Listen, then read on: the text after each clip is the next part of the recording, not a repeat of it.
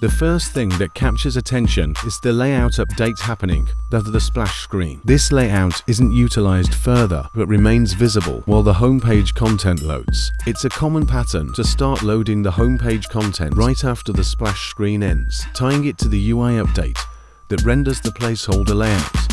However, tying a network request to a UI update ensures that users will experience a visually noticeable delay while the data is loading.